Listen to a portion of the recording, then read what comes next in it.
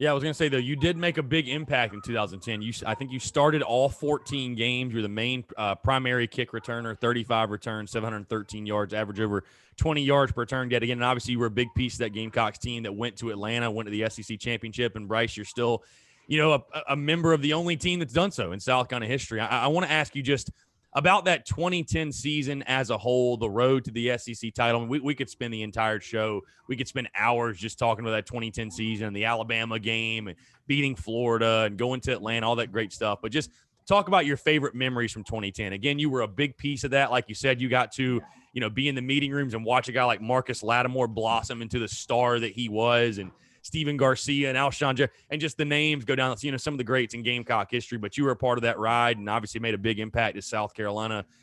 Went to Atlanta and took on Auburn. I know it didn't end the way you guys wanted it to, but still the only Gamecock football team ever in school history to do that. Just talk about that 2010 season a little bit. It was special. It was special. We knew we had a good team that year. And we had our defense was stacked. Our D-line, we knew our D-line was going to be good. At that time, I think we had Lottie, Devin Taylor, Melvin Ingram, Travian. The linebacker stacked with Shaq Wilson. I think Devontae was like the Spur or Antonio Allen and them. And we just had a stacked defense. So we knew the defense was going to – yes, you can go. Yes, you go. We had a stacked defense.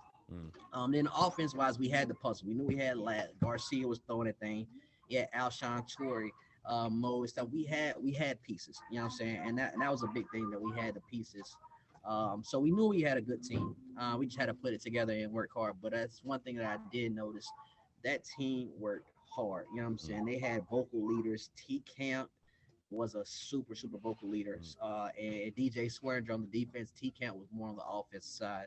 And they were vocal leaders. You know what I'm saying? If you slacking, they'll let you know in a heartbeat. You know what I'm saying?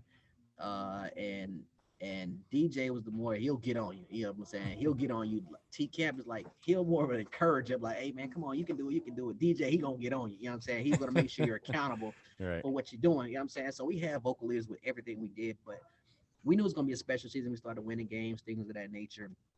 And then going obviously the SEC championship. I remember telling my dad, I tell a lot of people the story. No lie. We was watching tape before the SEC championship, and Coach Spurrier he was showing us that game versus Auburn. Like, we really had them the first time we played them.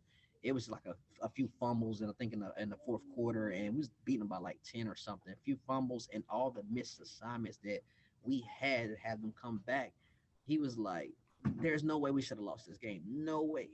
So I was telling my dad, I said, Dad, let me tell you one thing right now. I'll tell you what, we are going to beat Auburn. And it's not even going to be close. And I think they were undefeated at the time, too, as well. I think they're national championship. They were undefeated. Cam Newton was on he was whatever, the Heisman, candidate, everything. So I was like, Dad, we're going to shock the world. Like, Spurrier, no lie, had us as a team so hyped up for that game. We just knew we were going to win. Like, knew we were going to win. I would have bet my last dollar we was going to win that game.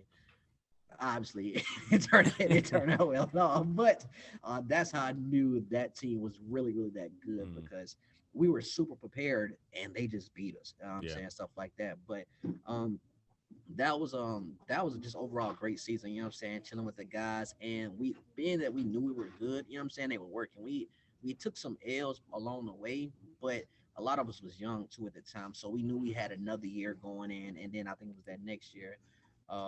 They really took off. I think they won like maybe they 11 lost like games, 1 or 2 games. Yeah, something like that. So we knew we was building on something. We didn't lose a lot of people. They were all coming back. They were young.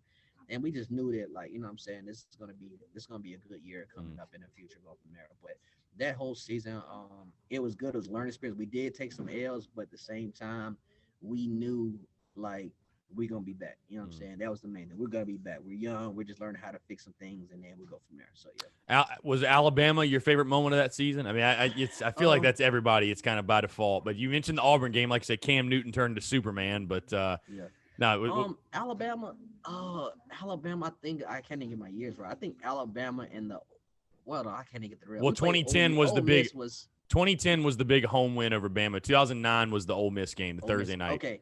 Honestly, I think the loudest one was to me was actually that Ole Miss game. Mm. That was just The really birth loud. I of think it probably, sandstorm. The yeah, birth of I think it sandstorm. was Yeah. that Thursday night vibe. Dark. Right. Alabama was huge too. Alabama was super big that we beat them again. A lot of these games that I take for granted, we were super prepared for these Yeah. games. Like, I mean, we were super prepared. So we're kind of like the confidence is not low. We're really Mhm. confident that we can beat these teams. You know what I'm saying? So even when they were number one with all, we knew they had it, but our defense was stout. So we knew defense going to hold on. We just got to score. And Alshon with those catches, you know what I'm saying? That's a very hard combination because you couldn't double team. You couldn't really double team Alshon because you had Right. Torrey on the other side, and then Lat's going to run that ball. So Mhm. you had to pick your poison with that. And then the plays I remember just in the meetings, I'm like, yo, we're gonna beat these cats. You know what I'm saying? I didn't think that every week, but how prepared that they coaches had us, we was prepared every week. We just had to go execute. And if we execute how we supposed to, we were gonna win. No matter if they were number one, number two, we were gonna win and go from there. So I honestly feel like there wasn't a lot of teams that was that much better than us. They probably just executed better than us. That's why I said I knew when players got older, it was going to be hard to beat them because we're better, we're faster, stronger, and we know how to execute those things. So yeah, but we was really prepared for that. But that Alabama moment was huge Mhm. for us as a team. We were super excited about it and go from there. So yeah.